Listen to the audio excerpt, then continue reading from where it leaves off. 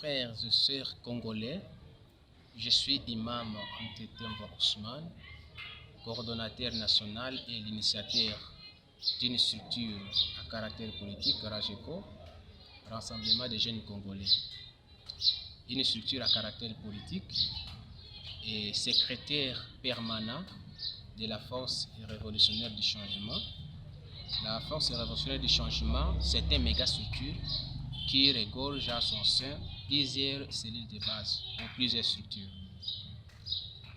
Et nous allons parler aujourd'hui de l'insécurité qui bat son plein à l'est de la République démocratique du Congo. Nous avons pas mal d'articles dans la Constitution qui dit la vie humaine est sacrée. Lorsque nous parlons de la sacralisation, c'est quelque chose qu'on ne peut pas toucher. Mais aujourd'hui, nous voyons à l'est de la République démocratique du Congo que les gens meurent du jour au jour, même si dans les laboratoires ou dans les abattoirs, on ne bat pas les animaux de la sorte. Mais les lots, okomona que non, makila bato ezali kotanga lokola eloko moko ya pamba. Mais ba loi, ba article oyo nyonso ezali na kati ya constitution, to ba loi oyo nyonso ezali na buku, to ba buku ya mibeko, ezali kosala mosala nini? Président de la République, garant du bon fonctionnement des institutions, azali sika wana.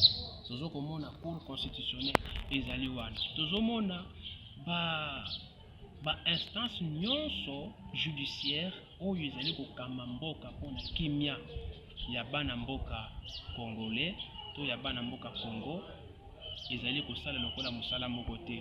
Oh, président de la République, le premier citoyen du pays azali wana mpona kogarantir, mpona kosécuriser oyo etali mboka. Oh, na kati ya mboka richesse oyo ezali ya liboso nde ezalaka nde moto.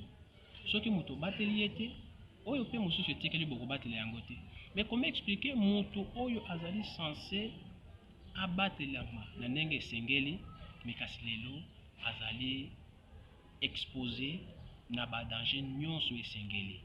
Et plus grave encore, okomona ke no oyo bazali kosala bamakambo wana esengeli bazala kaka bato ya libanda ya mboka to baétranger, meme na bana mosusu ya mboka bana ye Congo bazali wana bandenge kotangisa makila ya bandeko na bango bakongolais mpona kozwa mwa lomeya, mpona kozwa mwa mpata.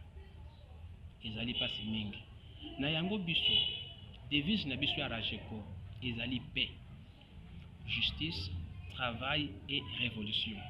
Na ba concept mine wana tant tozo koloba paix, constitution elobi tout Congolais a droit de circuler sur toute l'étendue de la République démocratique du Congo. 26 provinces ezali mboka na yo, oza na droit ya kotambola bisika nyonso yo olingi sans que ozala inquiet. Et Congolais azali ko mériter traitement d'une en tant qu'un être humain. Alors, na esika oyo ezali kosenga pouvoir ya président de la République, première institution de la République démocratique du Congo, agir en tant que garant de la nation. Pourquoi? Okomona oyo ezali pays ezali kobundela biso lelo atako bazali kowanga na yango na ndenge ya diplomatie moya kondima yango ezali te, mais tozo komona keno moto oyo wana azali kobatela bana ya mboka na ye. À combien de fois plus forte raison que bino pe bokoyeba pe kosala pe nini to yo pe koyeba kobatela bana ya mboka na yo. Article 64 ya constitution ezokopesa bana ya mboka priorité, ezopesa bana ya mboka droit ya kotelema na bopikiliki nyonso, kolite contre terrorisme, kolite contre moto oyo azali kolinga kozwa pouvoir na makasi. Nde esika na révolution ezali koya. Okomona ke na devise na biso RAGECO paix, justice, travail et révolution, tozali koprôner tout d'abord par paix.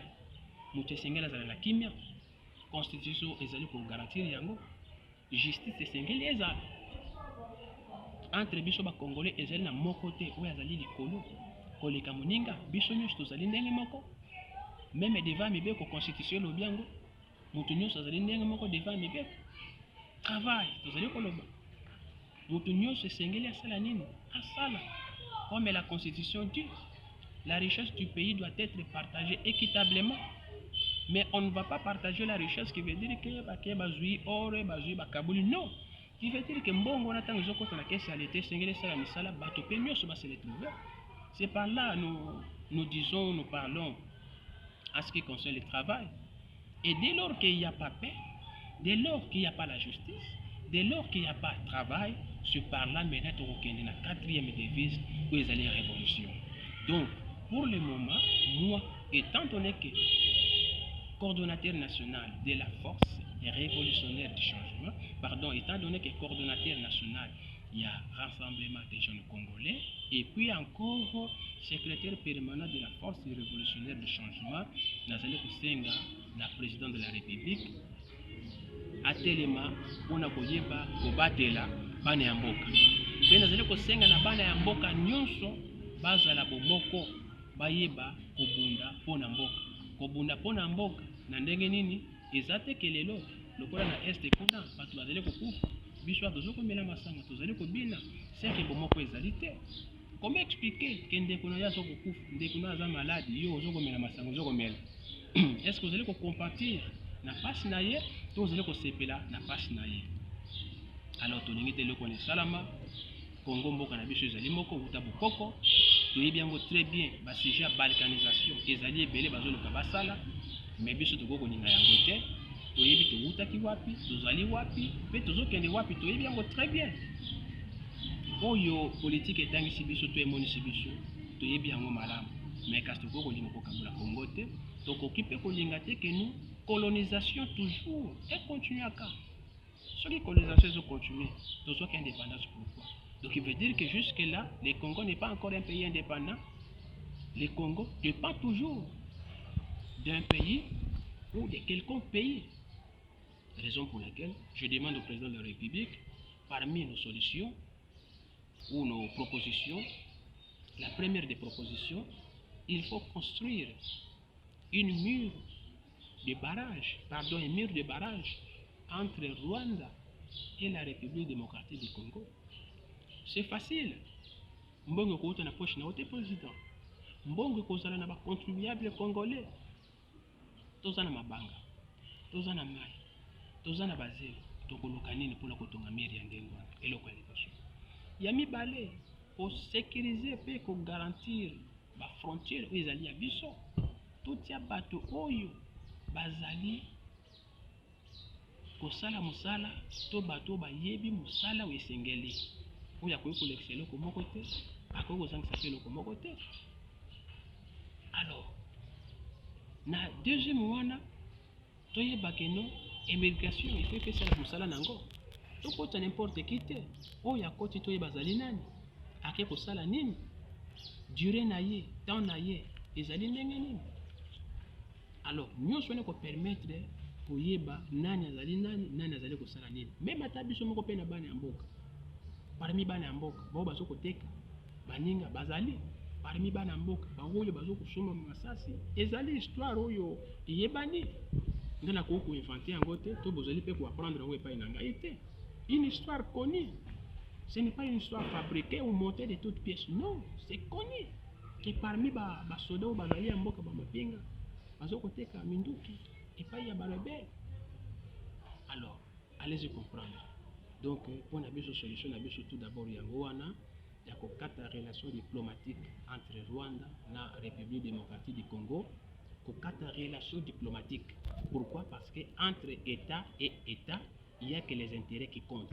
Dès lors que de l'autre côté, il n'y a pas nos intérêts, ça ne sert à rien. Nous ne sommes pas des frères. Il y a les intérêts qui comptent. Comme les banques basées au compte de sa bichot. Bazali ko batama na ba o mosusu bazali sima ya Rwanda bazali ko batama. Il faut ko kata relation diplomatique. Tozo ko bénéficier le moko na bango et contre le coup que nous bango bazali ko bénéficier pa na biso.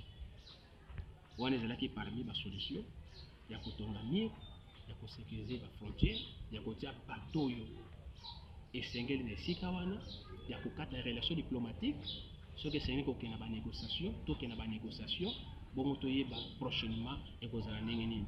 Wana ezalaki makanisi oyo raje ko azalaki na yango sima ya président to coordonnateur national Imam Cheikh Tete Ousmane, chaque fois un homme politique, il a été toujours candidat à plusieurs reprises et nous continuons toujours, nous tenons toujours bon, toujours au bon des tombas jusqu'à ce que nous avons bon. Je dis et je vous remercie.